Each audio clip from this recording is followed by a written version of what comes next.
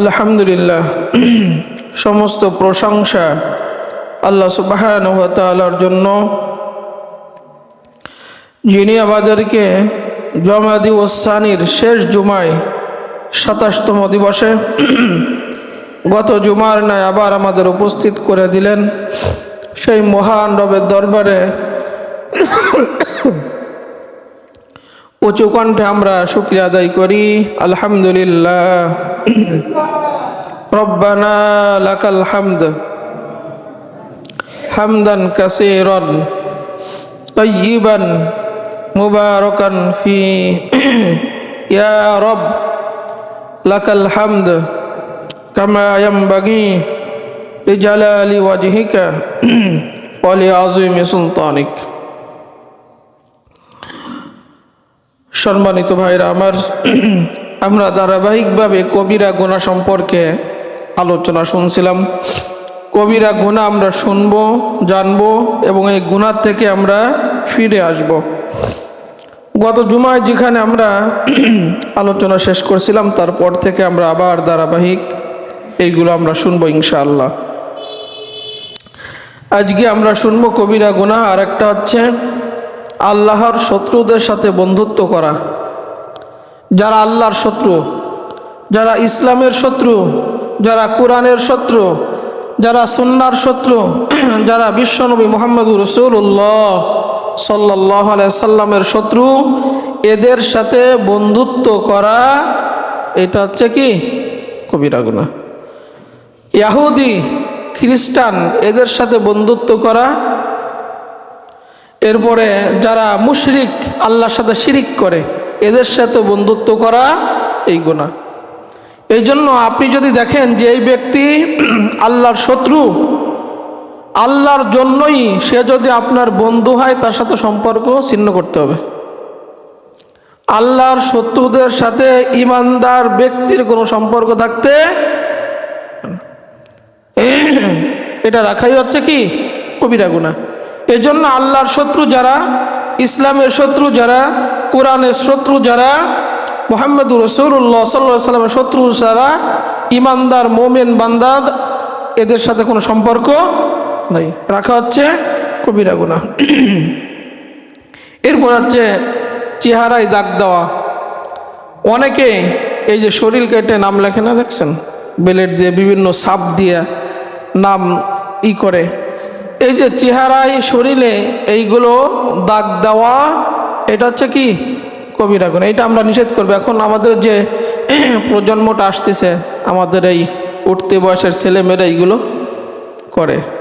এইগুলো তাদেরকে বলে দিবেন, তুমি যেটা করতেছো এটা কবিরা গুনাহ, অতএব শরীরে কোনো দাগ দেওয়া হবে না, এটা নিষেধ করবেন। এরপর হচ্ছে সোনা এবং রূপার পাত্রে ব্যবহার করা, সোনা এবং রূপার পাত্রে পান করা বা খাবার খাওয়া। যে পাত্র সোনায় মুড়ানো অনেক থাকে না পাত্র, যারা বড় লোকটা, একটা হাই সোসাইটি, যারা এলিট ফ্যামিলিতে যারা, এনারা সোনার কাপে চা খায়, বলেন এরকম। এই জন্য মুহাম্মদুর রাসূলুল্লাহ সাল্লাল্লাহু আলাইহি ওয়াসাল্লাম বলছেন যে মোমেনরা, তোমরা কখনো রেশমি কাপড় ব্যবহার করবে না, সোনা রূপার পাত্রে তোমরা কখনো পান করবা না। কারণ এইটা হচ্ছে দুনিয়াতে কাফেরদের জন্য, আখিরাতে মুমিনদের জন্য। সুবহানাল্লাহ, সুবহানাল্লাহ। দুনিয়াতে কাদের জন্য? কাফেরদের জন্য, আর আখিরাতে মুমিনদের জন্য। আপনি এই সোনা রূপার পাত্রে যখন আপনি পান করবেন না, আল্লাহ রাব্বুল আলামিন আপনাকে যখন জান্নাতে নিয়ে দিবেন, আপনাকে যে খাবার থালা, যে গ্লাস, যে প্লেট, যেটা দেওয়া হবে, আল্লাহ রাব্বুল আলামিন ওইটা সোনা এবং রূপারটা দিয়ে দিবেন। সুবহানাল্লাহ। এই জন্য দুনিয়াতে যদি কোনো মুমিন মুসলমান সোনা এবং রূপার কোনো পাত্রে পান করে বা ব্যবহার করে, তাহলে জান্নাতে যে ওই ব্যক্তি ওইটা পাবে না। কারণ এইটা হচ্ছে দুনিয়াতে কাদের জন্য? কাফেরদের জন্য, আর আখিরাতে হচ্ছে ইমানদারদের জন্য।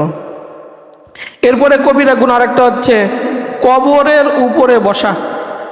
কবরের উপরে বসা, আমরা অনেকে বসি কিন্তু কবরের উপরে, জুতা নিয়ে কবরের উপর দিয়ে হাঁটি, এটা নিষেধ করা হয়েছে। জুতা নিয়ে মুহাম্মদুর রাসূলুল্লাহ সাল্লাল্লাহু আলাইহি সাল্লাম কবরের উপর দিয়ে হাঁটতে কি করছেন। এই জন্য আমরা যখন গোরস্থানে যাই একটু সাবধানে যাব যে আমার ওই জুতাটা কবরের উপর দিয়ে যাচ্ছে কিনা। সাইড দিয়ে গেলে সমস্যা না, মানে কবরের উপর দিয়ে না যায়। এরপরে কবরের উপরে আমরা যাতে না বসি, কারণ নবীজি বলেন কবরের উপর বসার চেয়ে আগুনের আঙ্গারের উপরে বসা ভালো। তার মানে তুমি কবরের উপর বসলা, তার অর্থই হচ্ছে তুমি জ্বলন্ত আগুনের আঙ্গারের উপর বসলা। আগুনের যে দলা আছে না, ওই দলার উপরে তুমি বসলা। এই জন্য আপনি যদি দেখেন যে কেউ কবরের উপরে বসছে, কবর উপর যে হাঁটতেছে, নিষেধ করবেন, এটা হচ্ছে গুনাহ কবিরা। এর শাস্তি হচ্ছে তোমাকে আল্লাহ রাব্বুল আলামিন কি করবেন, জাহান্নামের আগুনের উপর তোমাকে বসাবেন। এই জন্য আমরা কেউ যাতে কবরের উপরে আমরা না বসি। এরপরে হচ্ছে মহিলারা পুরুষের বেশ ধরা আর পুরুষ মহিলাদের বেশ ধরা আমাদের এখন অহরহ হয়ে গেছে। পুরুষের পোশাক নারীরা পরতেছে, নারীদের পোশাক পুরুষরাও পরতেছে না। অথচ হাদিস বলে যে সালাসাতুল লা ইয়াদখুলুনাল জান্নাতা আবাদা, 3 শ্রেণীর মানুষ কখনো আল্লাহর জান্নাতে যাবে না।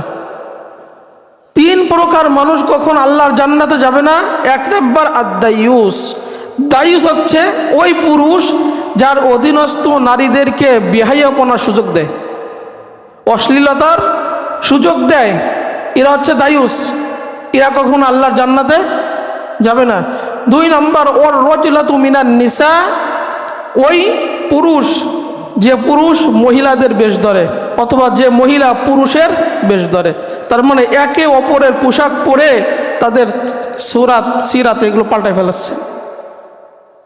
এই জন্য যে সমস্ত পুরুষেরা নারীদের পোশাক পরার মানসিকতা জাগে, আর যে সমস্ত নারীরা এখন নারীরা তো পুরুষের শার্ট দখল করে নিছে, প্যান্ট দখল করে নিছে, নেছে না নেছে। এখন নারী না পুরুষ রাস্তাঘাটে চিনাই কষ্ট হয়ে যায়, আর শহর এলাকায় তো এটা অ্যাভেলেবল হয়ে গেছে।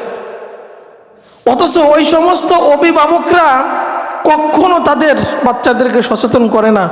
অথচ নবীজি বলেন ওর রাজুলাতু মিনান নিসা, এই সমস্ত মানুষেরা কখনো আল্লাহর জান্নাতে যাবে না। তাহলে আপনার একটা সন্তান, আপনার একটা ভাই, আপনার পরিবারে একজন, আপনার আপনজনের মধ্যে, আত্মীয় স্বজনের মধ্যে একজন কি করছে, মেয়ে পুরুষের পোশাক পরে ঘুরে বেড়াচ্ছে, পুরুষ নারীদের পোশাক পরে ঘুরে বেড়াচ্ছে, সেরকম লম্বা লম্বা চুল রাখছে, পুরুষরা এখন রাখে না। বাবরি তো ভিন্ন কথা, বাবরির চাইতেও বড় তারা ব্যবহার করতেছে। এই জন্য এরা কখন আল্লাহর জান্নাতে যাবে না, এটা আমাদের নিষেধ করতে হবে, এটা গুনাহে কাবিরা। আর আরেকটা হচ্ছে ওয়াল মুদমিনুল খামর, যারা মদ পান করে, এরা কখন আল্লাহর জান্নাতে যাবে না। এরপর হচ্ছে বিনা প্রয়োজনে কুকুর পোষা, এটা গুনাহ কবিরা। আমরা কুকুর পুষি না, অনেকে শখ করে কুকুর পুষি না, অনেকে শখ করে পড়ে। অথচ যারা শখ করে কুকুর পোষে, হাদিসে আসছে তাদের প্রত্যেক দিন 2 কিরাত সওয়াব আল্লাহ কেটে নেয়। আর 1 কিরাত হচ্ছে উহুদ পাহাড় সমপরিমাণ স্বর্ণ আল্লাহ রাস্তায় দান করলে যে সব হয় সেই সব। আপনার জীবনে 1 ভরি স্বর্ণ কিনতে আমরা হিমশিম খেয়ে যাচ্ছি, আর উহুদ পাহাড় সমপরিমাণ স্বর্ণ তো দূরের কথা। তাহলে ওই পরিমাণ নেকি আপনার প্রতিদিন আমলনামা থেকে কাটে। নেকি কয়টা কামাই করছেন? নামাজই তো আমরা ঠিক মতো পড়ি না। এজন্য আমরা যারা শখ করে কুকুর পালি, এটা আমরা পাহারা দেওয়ার জন্য, সে ভিন্ন আরবে ছিল, যদি এরকম লাগে সেটা ভিন্ন কথা, কিন্তু শখ করে আমরা কেউ কুকুর পালব না। এই কুকুরের কারণে আমাদের ঘরে কি আসে না, যে ঘরে রহমতের ফেরেশতা আসে না, কি কারণ? ছবি যদি থাকে, কুকুর যদি থাকে, সেই ঘরে আল্লাহ রহমতের ফেরেশতা আসে না। এই জন্য আমরা যারা শখ করে কুকুর পালি, এই কুকুর পালা থেকে আমরা কি থাকবো? বিরত থাকবো। আমাদের নেকিগুলো কাটা যাবে, প্রত্যেক দিন নেকি কাটতে থাকবে। এই জন্য আমাদের এই গুনাহ থেকে বাঁচতে হবে। আমরা ধারাবাহিক 2-3 জুমা ধরে শুধু এই কবিরা গুনাহগুলো শুনতেছি, একটা পয়েন্ট করে করে ধরাই দিছি যে আমরা কী কী কবিরা গুনাহগুলো করি। এর থেকে বাঁচার জন্য 70টা পরামর্শ, গুনাহ থেকে আমরা কিভাবে বাঁচবো সেইগুলো আজকে আমরা শুনবো। মুহাম্মদুর রাসূলুল্লাহ সাল্লাল্লাহু আলাইহি ওয়াসাল্লাম বলেন, তোমরা গুনাহ ছেড়ে দাও। তার মানে এই কবিরা গুনাহগুলো যা তোমরা এতদিন শুনলা 2-3 জুমা ধরে, এই কবিরা গুনাহগুলো ছেড়ে দাও। যদি এই গুনার সাথে তোমার কোনো সম্পর্ক থাকে, এই গুনাহ ছেড়ে দাও, তুমি আল্লাহর ওলি হয়ে যাবা। হাদিসে আসছে যে তুমি যখন জানবা যে এটা গুনাহ, ওই গুনাহ বলে যে আল্লাহ বেজার হবে, ওই গুনার কাজ তুমি ছেড়ে দাও, তাহলে তুমি আল্লাহর প্রকৃত বন্ধু, আল্লাহর ওলি তুমি হতে পারবা। এই জন্য গুনাহ ছেড়ে যে ব্যক্তি দেবে সেই ব্যক্তি আল্লাহ রাব্বুল আলামিনের ওলি হবে। আর যারা আল্লাহর ওলি হবে তাদের ব্যাপারে আল্লাহ রাব্বুল আলামিন বলেন, আল্লাহু ওয়ালিয়ুল্লাযীনা আমানু ইখরিজুহুম মিনাজ যুলুমাতি ইলান নূর, যে আমি আল্লাহ রাব্বুল আলামিন যারা আমার বন্ধু হবে তাদেরকে অন্ধকার পথ থেকে আমি রব্বুল আলামিন বের করে আলোর পথ দেখাবো। তার মানে জাহান্নামের পথ থেকে বের করে আমি আল্লাহ রব্বুল আলামিন জান্নাতের পথ দেখাইয়া তাদেরকে জান্নাতে নিয়ে যাব। এই জন্য আল্লাহ রাব্বুল আলামিন আমাদের প্রত্যেককে এই গুনাহমুক্ত জীবন গঠন করার তৌফিক দান করুক, আমরা বলি আমিন। এই জন্য হাসান বসরি রহমাতুল্লাহ আলাইহি বলতেন, প্রত্যেকটা নিষিদ্ধ কাজ ছেড়ে দেওয়া, প্রত্যেকটা গুনার কাজ ছেড়ে দেওয়া হচ্ছে সর্বোত্তম ইবাদত। প্রত্যেকটা গুনার কাজ ছেড়ে দেওয়া হচ্ছে সর্বোত্তম ইবাদত। কেমনে? হযরত আয়েশা রাদিয়াল্লাহু তাআলা আনহা মুহাম্মদুর রাসূলুল্লাহ সাল্লাল্লাহু আলাইহি ওয়াসাল্লামকে একবার প্রশ্ন করছেন, ইয়া রাসূলুল্লাহ সাল্লাল্লাহু আলাইহি ওয়াসাল্লাম, অনেক আল্লাহর বান্দারা আছে রাত জেগে ইবাদত করে, তাহাজ্জুদের নামাজ পড়ে, কিন্তু আমরা যারা মহিলা আমরা একটু অলস প্রকৃতির, আমাদের পুরুষদের চেয়ে আমাদের ঘুম বেশি, আমরা তো রাত জেগে ওইভাবে ইবাদত করতে পারি না, তাহলে তো তারা জান্নাতের আরও এক ধাপ অগ্রসর হয়ে যাচ্ছে। তাহলে আমাদের কি হবে? নবীজি মুহাম্মদুর রাসূলুল্লাহ সাল্লাল্লাহু আলাইহি সাল্লাম সান্ত্বনা দিয়ে হযরত আয়েশা রাদিয়াল্লাহু তাআলা আনহাকে বললেন, আয়েশা হতাশ হয়েও না, তুমি সমস্ত গুনার কাজ ছেড়ে দাও, আল্লাহ রাব্বুল আলামিন তোমাকে ওর থেকে বেশি উত্তম সওয়াব তোমার আমলনামায় দান করে দেবে। তার মানে সারা রাত দাঁড়ায়া দাঁড়ায়া নামাজ পড়লে, ইবাদত করলে যে সওয়াব হয়, তুমি যদি গুনাহমুক্ত জীবন গঠন করো, গুনাহ জেনে গুনার কাজ যদি ছেড়ে দাও, ওই সমপরিমাণ সওয়াব আল্লাহ রাব্বুল আলামিন তোমার আমলনামায় দিয়ে দেবে। আপনি একটা কাজ জানেন এই যে গুনাহ, গুনার কাজ জেনে আপনি যদি সেই কাজ থেকে বিরত থাকেন, ওই কাজ যদি না করেন, তাহলে সারা রাত ইবাদত করলে যে সওয়াব হয় আল্লাহ রাব্বুল আলামিন সমপরিমাণ সওয়াব আপনাকে দিয়ে দেবেন। জানার পরে আপনি ছেড়ে দিবেন যে এটা গুনাহ, তাহলে আমি এই কাজ আমি করব না, তাহলে এই সওয়াব আপনি পেয়ে যাবেন। এই জন্য এই গুনাহ থেকে বাঁচার প্রথম পরামর্শ হচ্ছে আমাদেরকে হিম্মত করতে হবে, আমাদের হিম্মত করতে হবে, কঠিন প্রতিজ্ঞা নিতে হবে যে আমি আজকে থেকে যত গুনার কথা জানি, আজকে থেকে আমি প্রতিজ্ঞাবদ্ধ করতেছি, আল্লাহ আমি আর গুনাহ করব, যতদিন পৃথিবীতে বেঁচে থাকি আল্লাহ আপনার নিষিদ্ধ কোনো কাজ আমি কখনো করব, এরকম হিম্মত করতে হবে। 2 নাম্বার, নিয়ত করতে হবে যে গুনার সুযোগ পাওয়া সত্ত্বেও আমি গুনাহ করব না। আপনি যদি গুনার কাজের সুযোগ পান, তারপরেও আপনার হিম্মত করতে হবে যে আমি গুনার কাজ করব না। কেন করবেন না? গুনার আনন্দ সাময়িক, শাস্তি দীর্ঘস্থায়ী। আপনি বলেন গুনার যে আনন্দগুলো আমরা করি, গুনার কাজ যেগুলো আনন্দ চিত্তে আমরা করি, এটা সাময়িক না? সাময়িক সুখ, কিন্তু এর শাস্তি দীর্ঘস্থায়ী। গুনার উন্মাদনা এটা সাময়িক, ক্ষণস্থায়ী, কিন্তু পরিতাপ দীর্ঘস্থায়ী।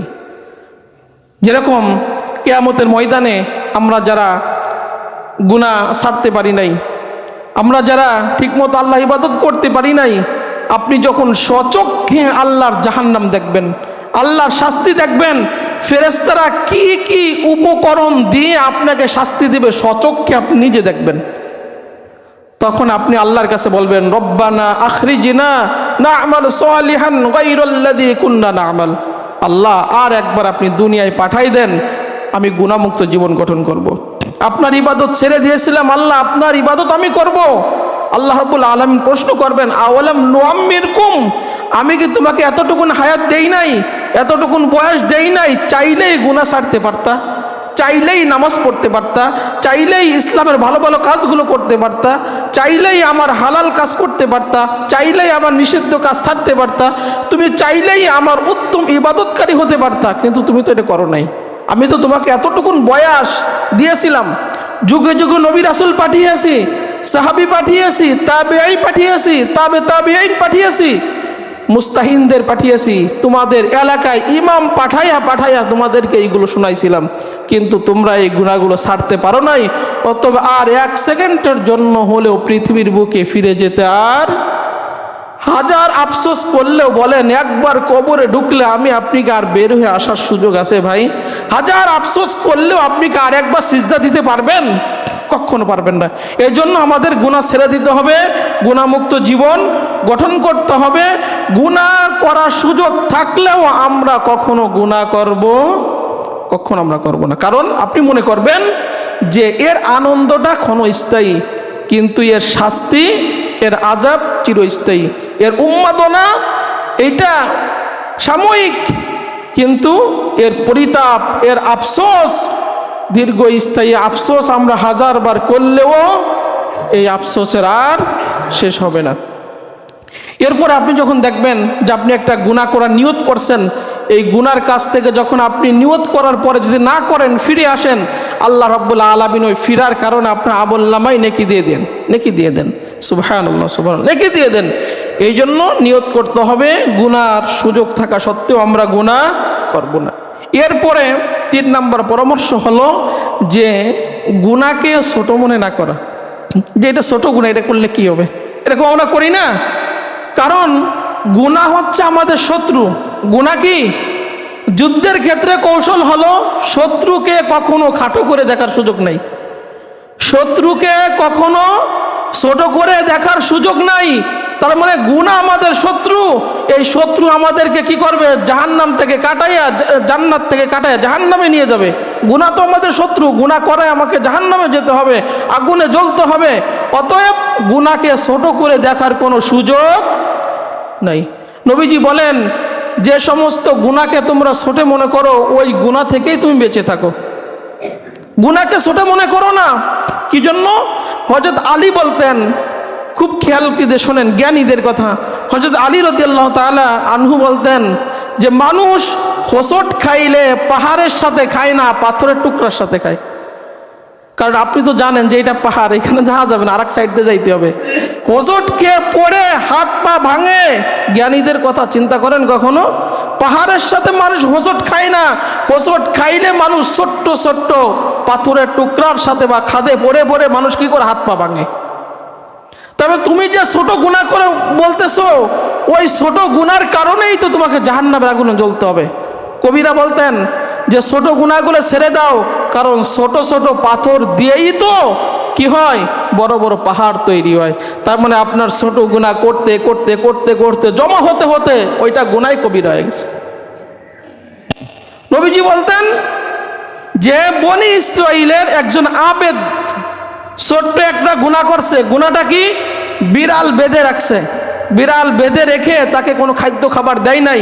এই অবস্থায় বিড়াল মারা গেছে। অথচ তার হাজার বছর ইবাদত থাকার পরেও আল্লাহ রাব্বুল আলামিন, হাজার হাজার নেকি থাকার পরেও আল্লাহ রাব্বুল আলামিন শুধু ছোট্ট একটা গুনার কারণে তাকে জাহান্নাম দিয়ে দিয়েছে। সব ভালো কাজ জীবনে করছে, ছোট্ট একটা অপরাধ করছে কি? বিড়ালকে বেঁধে রেখে খাবার দেয় নাই, আর বিড়াল ওই না খেয়ে মারা গেছে। একজন মুজাহিদ জিহাদের ময়দানে জীবন বাজি রেখে ইসলামের জন্য যুদ্ধ করছে, কিন্তু ওই মুজাহিদ কি করছে? ছোট্ট একটা রশি, এক হাতের একটা রশি চুরি করার কারণে আল্লাহ রাব্বুল আলামিন তার সারা জীবনের আমল নষ্ট করে তো জাহান্নাম দিয়ে দিয়েছে। চুরি করছে কি? একটা রশি, সিম্পল একটা রশি। চিন্তা করছেন কখনো? এই জন্য গুনাহকে ছোট মনে না করা। এই ছোট গুনার কারণেই আমরা ধরা খেয়ে যাব। গুনাহকে কখনো ছোট মনে না করা। একজন ব্যক্তি, হাদিসে আসছে যে অনেক ভালো কাজ করতে করতে করতে করতে বনি ইসরাইলের হোক বা নবীজি ঘটনা বর্ণনা করছেন যে জান্নাতের কিনারায় চলে গেছে, এরকম পর্যায়, কিন্তু তার জবান দিয়ে এমন একটা কথা বের হয়েছে, আল্লাহ অসন্তুষ্ট হয়ে গেছে, সারা জীবনের আমল নষ্ট করে দিয়ে আল্লাহ জাহান্নাম দিয়ে গেছে। এই জন্য কখনো আপনি কোনো গুনাহকে ছোট করে দেখার কোনো সুযোগ নেই। এই ছোট গুনার সুযোগ পাইলেই গুনাহে কাবিরা করার মানসিকতা জাগে। আপনি যদি জানেন এটা গুনাহ, করবেন না, ছোট হোক বড় হোক গুনাহ থেকে। এই জন্য গুনাহকে ছোট না মনে করা। গুনাহ তো গুনাহই। 4 নম্বর পরামর্শ আল্লাহ রাব্বুল আলামিনের কাছে দোয়া করা। সারা জীবন আপনি আপনার গুনার কথা স্মরণ করেন, স্মরণ করে রব্বুল আলামিনের কাছে বলেন, রব্বানা যালামনা আনফুসানা ওয়া ইল্লাম তাগফির লানা ওয়া তারহামনা লানাকুনান্না মিনাল খাসিরিন। আদম আলাইহিস সালামের শ্রেষ্ঠ দোয়া, শিখানো দোয়া। আপনি পড়েন, আপনার গুনাহ তো আমি জানি না, আমার গুনাহ তো আপনি জানেন না। যার যার জায়গা থেকে জীবনের যত গুনাহ আছে এই সব গুনার জন্য আল্লাহ রাব্বুল আলামিনের কাছে কি করা, এই দোয়া করা। আল্লাহ রাব্বুল আলামিন অবশ্যই আপনাকে ক্ষমা করে দিবেন। এরপরে মাঝে মাঝে নির্জনে যে চোখের পানি ছাড়েন, গুনার কথা স্মরণ করে নির্জনে বসে যারা চোখের পানি ছাড়ে, আল্লাহর কাছে ক্ষমা চায়, ওই সমস্ত বান্দাদেরকে আল্লাহ রাব্বুল আলামিন কিয়ামতের ময়দানে আরশে আজিমের নিচে ছায়ার ব্যবস্থা করে দিবেন। আপনি আপনার গুনার কথা স্মরণ করে চোখের পানি ছাড়েন যে আল্লাহ, দুনিয়াতে দেখছি যে আমার পরিবারে পিতার একটা কথা অমান্য করছি, পিতা খাবার বন্ধ করে দিছে, টাকা দেওয়া বন্ধ করে দিছে। কি আমরা দেই কি দিই না? দিই না? দুনিয়ার সরকারের একটা কথা অমান্য করছি, আমার দুনিয়ার সুযোগ সুবিধা বন্ধ করে জেলে বন্দি করছে। কিন্তু আল্লাহ রাব্বুল আলামিন আপনার তো হাজার হাজার হুকুম আমি অমান্য করছি, তারপরও তো আপনি অক্সিজেন বন্ধ করে দেন নাই, খাবার বন্ধ করে দেন নাই, রিজিক বন্ধ করে দেন নাই। না চাইতে অসংখ্য নিয়ামত রব্বুল আলামিন আপনি দিয়েছেন। রব্বুল আলামিন আপনি এই বলে বলে মাঝে মাঝে রব্বুল আলামিনের কাছে চোখের পানি ছেড়ে দিয়ে আল্লাহ রাব্বুল আলামিনের কাছে নির্জনে একা আপনি রব্বুল আলামিনের কাছে চোখের পানি ছাড়েন। এই মোমেন বান্দার চোখের পানির দাম আল্লাহ রাব্বুল আলামিনের কাছে হাজার গুণ শ্রেষ্ঠ পানি। এই চোখের পানির কারণে আল্লাহ রাব্বুল আলামিন আপনাকে জাহান্নামের আগুন থেকে বাঁচিয়ে দিবেন। নবীজি বলেন, লা ইয়ালিজুন নার বাকা মিন খাশিয়াতিল্লাহ সুম্মা ইয়াউদুল লাবানু ফিদ দরিই। ওই ব্যক্তির চক্ষু, ওই ব্যক্তি কখনো আল্লাহর জাহান্নামের আগুনে পড়বে না যে ব্যক্তির চোখ আল্লাহর ভয়ে কাঁদে, চোখ দিয়ে পানি পড়ে। আর ওই পানি যদি মাছির মাথা সমপরিমাণ হয়ে চোখ বেয়ে বেয়ে এই নাকের ডগায় চলে আসে, আল্লাহ রাব্বুল আলামিনের হাবিব বলেন ওই ব্যক্তির জন্য আল্লাহ রাব্বুল আলামিন তার জাহান্নামের আগুন হারাম করে দেন। এই জন্য মাঝে মাঝে নির্জনে যে আপনার চোখের পানি গুনার কথা স্মরণ করে আপনি কান্নাকাটি করেন। এরপরে পরামর্শ হলো গুনার জন্য বাঁচার চেষ্টা করা। কারণ আল্লাহ বলেন কোরআনে, ওয়াল্লাযীনা জাহাদু ফীনা লানাহদিয়ান্নাহুম সুবুলানা ওয়া ইন্নাল্লাহা লামাআল মুহসিনিন। যারা আমার রাস্তায় আসতে চেষ্টা করে, হাজার চেষ্টা করে যে আমি আল্লাহ রাস্তা আসবো, আল্লাহ রাব্বুল আলামিন অনেক রাস্তা আমি তাকে তৈরি করে দিই আমার পথে আসার জন্য। এই জন্য গুনাহ যে আপনি ছাড়তে পারেন না, এই জন্য আল্লাহ রাব্বুল আলামিনের রাস্তায় আসার জন্য আপ্রাণ চেষ্টা করার। চেষ্টা যখন আপনি করবেন আল্লাহ রাব্বুল আলামিন আপনাকে হাজার পথ বের করে দিবেন। এরপরে পরামর্শ হলো গুনাহ থেকে বাঁচার। আপনি ভাবেন যে আমার কাছে পাহারাদার আছে না নাই। আপনি যে সমস্ত কাজ করেন আমাদের দুই কাঁধে পাহারাদার আছে না নাই, লেখক আছে না নাই। কি তাদের নাম? কিরামান কাতিবিন ইয়ালামুনা মা তাফআলুন। তোমাদের দুই কাঁধে যে ফেরেশতা আছে, যা করো সব লেখা হচ্ছে। যত জীবনে তুমি যা করছো, মানুষ জানুক বা না জানুক, কিয়ামতের ময়দানে স্বচক্ষে আপনার আমলনামা আপনার হাতে দেখানো হবে, আপনার গলায় ঝুলাই দেওয়া হবে, হয় ডান হাতে দেওয়া হবে নয় বাম হাতে দেওয়া হবে। আর বলা হবে ইকরা কিতাবাকা কাফা বিনাফসিকাল ইয়াউমা আলাইকা হাসিবা। তোমার আমলনামা তুমি পড়ো, পড়ে পড়ে দেখো যে আসলে তুমি জান্নাতের উপযুক্ত না জাহান্নামের উপযুক্ত। তোমারটা তুমি নিজে পড়ো, আপনি দেখবেন জীবনে কত অপকর্ম করছেন। দুনিয়ার কেউ জানে না, সেদিন হাজার হাজার মানুষ, সারা পৃথিবীর মানুষ উপস্থিত, আর আপনার আমলনামা সবাই তখন জেনে যাবে। কোথায় আপনি গোপনে প্রকাশ্যে রাতে দিনে কি কি অপকর্ম করছেন সব নিজ চোখে দেখবেন, আর আফসোস করবেন মা লিহাদাল কিতাব লা ইগাদিরু সগীরাতাও ওয়ালা কাবীরাতান ইল্লা আহসাহা। এ কি আশ্চর্য কিতাব! কি একটা গোপনে ছোট্ট কাজ করছিলাম অপরাধ, সেইটাও এর মধ্যে লেখা আছে। আজকে আমার নিজের তাবার পরে মানুষকে শোনানো লাগতেছে। আপনার অপকর্মের কথা পড়ে পড়ে সবাইকে শোনানো লাগবে যে আপনি জীবনে এই কাজ করছেন। এই জন্য সাবধান হওয়া উচিত যে আমার পাহারাদার আছে, আমি কোনো অন্যায় অবিচার গুনার কাজ রাতে দিনে প্রকাশ্যে গোপনে কোথাও আমি করব না, যা করব সব লেখা হবে আর আমারই পড়তে হবে কিয়ামতের ময়দানে। এরপরে গুনাহ থেকে বাঁচার আর একটা পরামর্শ হলো আল্লাহকে লজ্জা করা। নবীজি বলেন, তোমরা যেরকম তোমার কওমকে তোমার সমাজকে লজ্জা করো যে আমি এই কাজ যদি করি তাহলে সমাজের মানুষ কি বলবে, কি আমরা এরকম অনেক কাজ বাদ দিই না, যে আমি যদি এই কাজ করি হুজুর কি বলবে, আমি যদি এই কাজ করি আমার মা কি বলবে, আমার আত্মীয় স্বজন আপনজন কি বলবে। এই লজ্জাতে তুমি যেরকম কাজ থেকে বিরত থাকো, ছেড়ে দাও কাজগুলা, ঠিক তেমনি তুমি আল্লাহকে ওরকম লজ্জা করো যে আমি যদি এই কাজ করি আমার আল্লাহ তো দেখেন, তাহলে আমার আল্লাহর সামনে আমি এমন অপরাধের কাজ কেমনে করি। এই জন্য নবীজি বলেন, তোমার সমাজকে তুমি যেরকম লজ্জা করো ঠিক তেমনি তুমি যখন কোনো গুনার কাজে জড়াতে চাও আল্লাহকে ওরকম যদি লজ্জা করো তাহলে তুমি গুনার কাজ ছাড়তে পারবে। কথা বুঝছেন? গুরুত্বপূর্ণ কথাগুলো আমরা আপনাদের কাছে পৌঁছাই যাতে এটা আমাদের বুঝে আসে। এরপরে মুহাম্মদুর রাসূলুল্লাহ সাল্লাল্লাহু আলাইহি সাল্লাম বলেন, এরপরে গুনাহ থেকে বাঁচার পরামর্শ হলো নিজেকে নিজে আপনি বলেন যে আল্লাহকে আল্লাহকে ভয় করো, আল্লাহকে ভয় করো।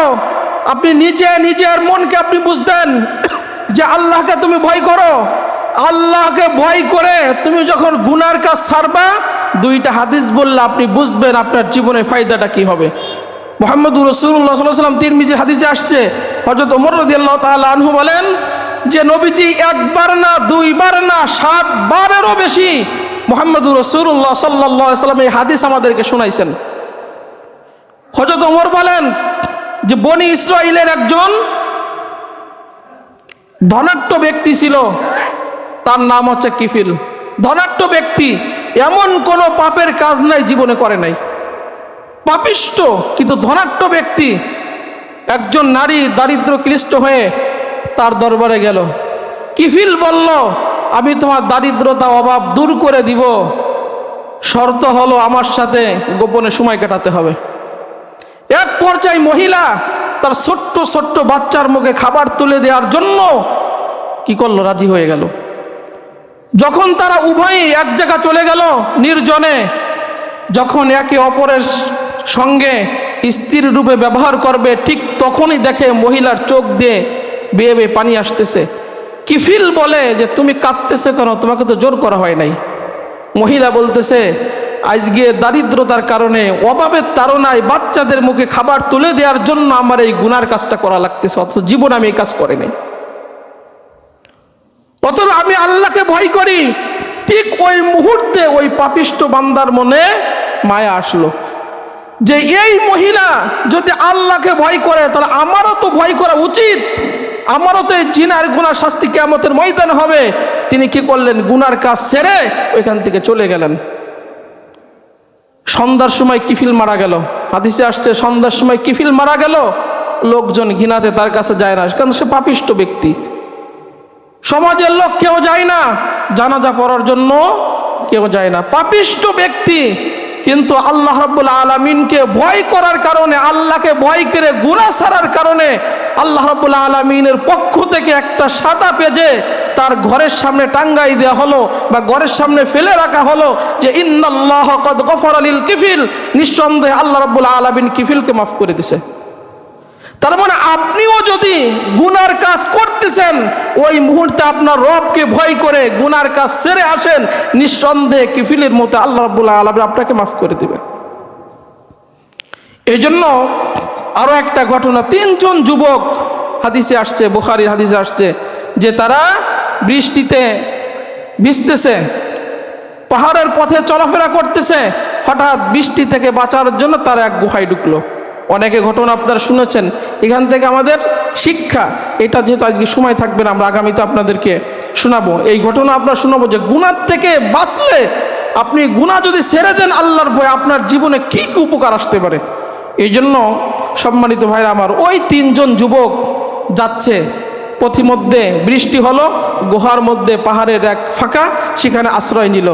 আশ্রয় নিয়ে আপনারা শুনেছেন যে কি করলো, উপর থেকে একটা পাথর এসে ওই আটকে গেল, আটকে গেল।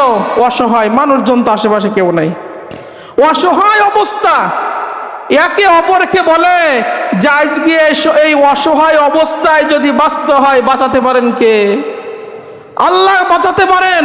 অতএব তোমরা জীবনে যে সমস্ত ভালো কাজ করছো, ওই ভালো কাজের ওসিলায় আল্লাহর কাছে দোয়া করো, যদি আল্লাহ রক্ষা করেন অথবা কেউ রক্ষা করতে পারবে না। আমরা এটা শুনবো আগামীতে ইনশাআল্লাহ। এই জন্য সম্মানিত ভাইরা আমার, ধারাবাহিক যে আলোচনা আমরা শুনছিলাম 2-3 জুমা ধরে, কবিরা গুনার সিরিয়াল, কবিরা গুনাহ থেকে কেমনে আমরা বাঁচবো সেই কথা আমরা শুনতেছিলাম। আল্লাহ রাব্বুল আলামিন আমাদের প্রত্যেককে গুনাহমুক্ত জীবন গঠন করার তৌফিক দান করুক। আমরা বলি আমিন। আমরা